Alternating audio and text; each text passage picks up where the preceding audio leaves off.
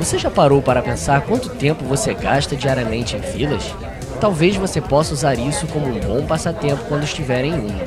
Dependendo da sua rotina, poderá até fazer um cálculo de quanto tempo de vida você já perdeu apenas parado esperando por algo. Talvez o resultado não seja muito animador. Então o que você pensa? Em desistir? Mas você precisa pagar aquela conta, senão vai pagar multa.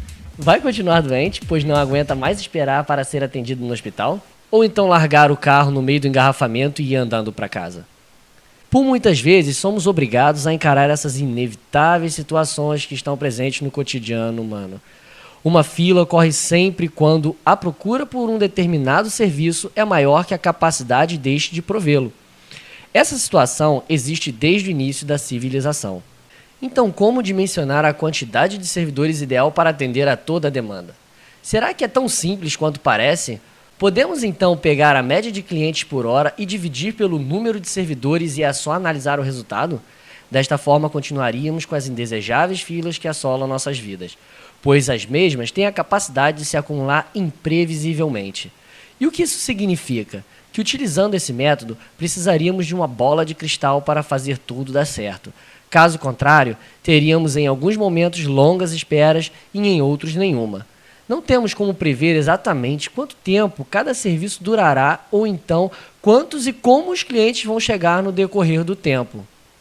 Este problema começou a ser estudado há mais de 100 anos atrás, quando em 1909 um matemático dinamarquês das telecomunicações chamado Agne Erlang começou a trabalhar em aplicar a teoria das probabilidades a problemas de tráfego de telefonia e publicou o primeiro trabalho neste assunto, provando que ligações telefônicas distribuídas aleatoriamente seguiam a lei de distribuição de Poisson. Erlang é considerado o pai da teoria das filas, que atualmente é um setor da pesquisa operacional que utiliza conceitos básicos de processos estocásticos e de matemática aplicada para analisar o fenômeno de formação de filas e suas características. Então, qual a razão pela qual os gerentes dos estabelecimentos e o poder público não aumentam suas capacidades de atendimento? Podem ser resumidas basicamente por dois motivos: inviabilidade econômica e limitação de espaço. Dessa forma, a teoria das filas tenta encontrar um ponto de equilíbrio que satisfaça o cliente e que seja viável economicamente para o provedor do serviço. Um problema de filas típico pode ser descrito como clientes chegando, esperando pelo serviço se não forem atendidos imediatamente e saindo do sistema após serem atendidos. Existem dois tipos de tempo de espera de cliente: o tempo que o cliente gasta na fila e o tempo total do cliente no sistema, que seria o tempo na fila mais o tempo de serviço. O termo cliente é usado de maneira geral e não implica necessariamente num cliente humano. Pode ser uma fila de carros, uma fila de navios, de aviões. Nos processos de filas comuns, os processos de chegadas são estocásticos, ou seja, desenvolve-se no tempo e no espaço conforme as leis de probabilidade. Assim, é necessário conhecer a distribuição de probabilidade descrevendo os tempos entre sucessivas chegadas dos clientes. Também é necessário saber se os clientes podem chegar simultaneamente.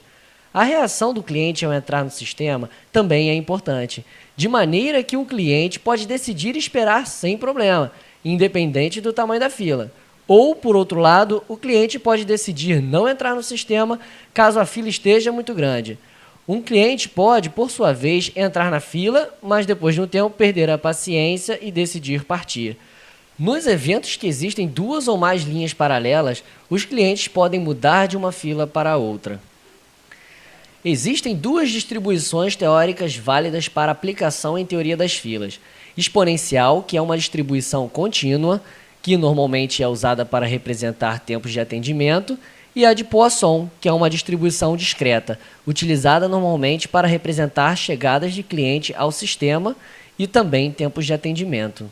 As chegadas se processam segundo uma distribuição de Poisson com média lambda chegadas por tempo.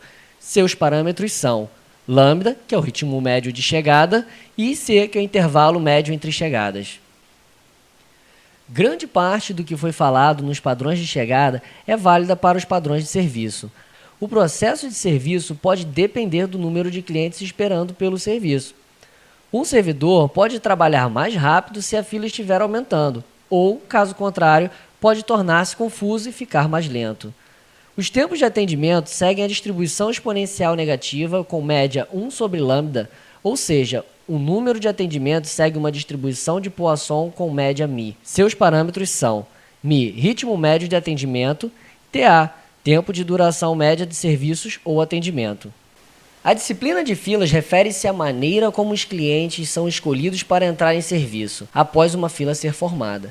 A maioria das disciplinas comuns que podem ser observadas na vida diária é FCFS, First Come, First Served. Ou seja, o primeiro a chegar é o primeiro a ser servido. Entretanto, existem outras disciplinas, tais como LCFS, Last Come, First Served, a disciplina SIRO, Service in Run and Order, que atua de forma aleatória, e também tem a disciplina PRI, Priority Service, baseadas em esquemas de prioridade.